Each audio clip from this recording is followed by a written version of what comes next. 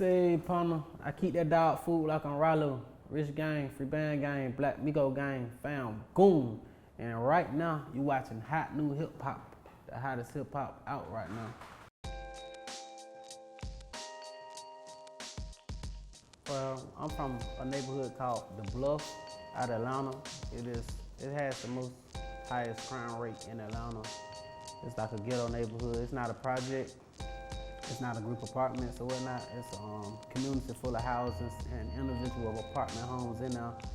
And like, it's just the heroin capital of Atlanta, well, America, you know what I'm saying? Like, it has a big heroin epidemic right now. Like, it's very powerful for dog food, they may say.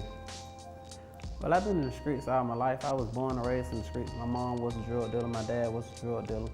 They were kind of like good co-workers. My mom, she would serve, my dad would cook the drugs up. And that's kind of what's been going on throughout my whole childhood life. My dad went broke. My dad is 72 right now. My mom, she is 51. So he was like 21 years older than my mom. So she was like a young girl, a young hottie for him. He was a sugar daddy type. And my daddy had went broke when I was around 9 to 10 years of age.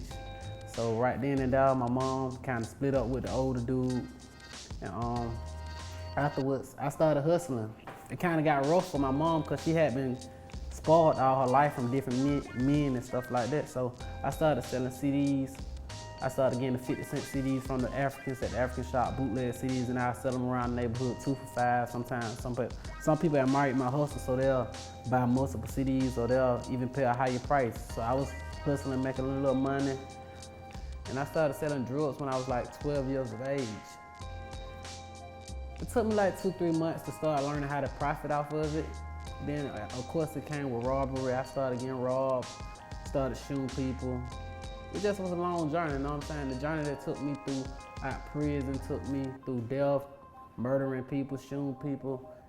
And when I got out of prison this time, I had started to notice that music had a big effect on our lives.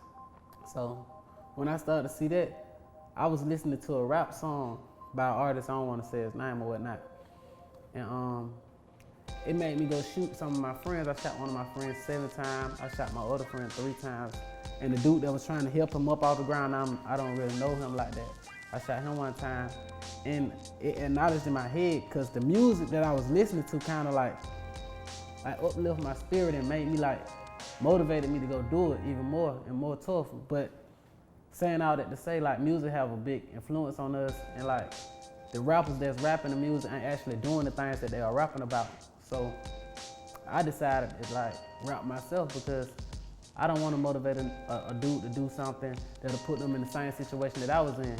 You know what I'm saying? So that what kind of motivated me to start rapping.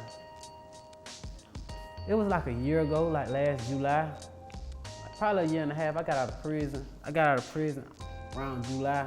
Before the rap gang, I was actually staying with Scooter throughout my lifetime of being homeless and stuff. When my mom and my dad broke up, it caused us to be homeless or whatnot. And I used to spend the night over Scooter's mom's house, his house. I used to sleep on their floor, on their sofa and shit like that. His little brother was actually my best friend. But you know, when you spend the night with somebody's house so much, the mom started asking, why that boy ain't at home? Why he ain't that? He got to go to school. What's going on? Because me and Scooter and Kyrie, we used to share each other's clothes, wear each other's clothes and whatnot. And we kind of built up that relationship. I kept going to prison and stuff. If I need a hit record, single, I might as well go to a brother that got all the hits and shit. Right now, Future got all the hits. So I told Scooter, they had a relationship already established. I said, Scooter, man, I need you to call Future and tell Future I need a fucking single. I need a feature. And he was like, shit, he gonna do anything for you. He already heard about you. He hear about you a lot in the streets, you know what I'm saying? He's from Atlanta, so he know everything about me. Actually, down there, my first song I ever made. A song called Can't Lie with Future. Any opportunity that I'm given, I always take advantage of the opportunity. You smell what I'm saying? He done shouted several dudes out throughout that album and every song, bigger songs than that. But it just, I felt like it was a time that I can capitalize off of it. And I capitalize off any situation. And I keep that dog food like on Ralo. was trending real heavy. Like, I was getting tweets and shit about it. I'm like, this shit might be something I can goddamn like capitalize off of. And so I started breaking it up, and I got me a little dog bone, a chain, you know what I'm saying? So it's like a little thing that I got going on, but it also made my name real hot. So I had to cut off a lot of traps. I had to leave the Bluff alone, Simpson alone, because shit, people ain't the only people street people ain't the only people listening to Future. Everybody listens to Future. The feds, the police. So it kind of like made my name real hot. Diary of the streets.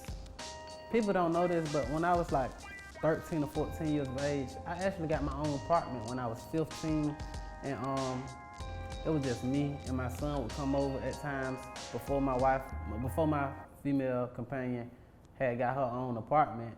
They were sleeping with me. So I had like a studio in my room, in my other room. I used to have this thing called Cool Edit Pro and Adobe, and I could record myself. And I also wanted to make a mixtape back then called Diary of the Streets when I was like 15 years of age. But I just never took rapping serious. So after I dropped my first mixtape, which was American Gangster, I was like, shit, I might as well go back to doing what I always believed in. And I always believed in Diary of the Streets. I always been a fan of Birdman. So meeting Birdman was like one of the biggest things in the world to me. This man was like, I still, to this day, be overwhelmed by being in his presence. You know what I'm saying? It's still like a shocking thing to me. Like, that man do shit for me that nobody never done. You know what I'm saying? But I'm unsigned. I'm an independent artist, you know what I'm saying? I ain't got no problem with signing to a dude, but I don't wanna mess up the relationship that we already have right now. So like, I'm not signed. I got 7 contracts on the table.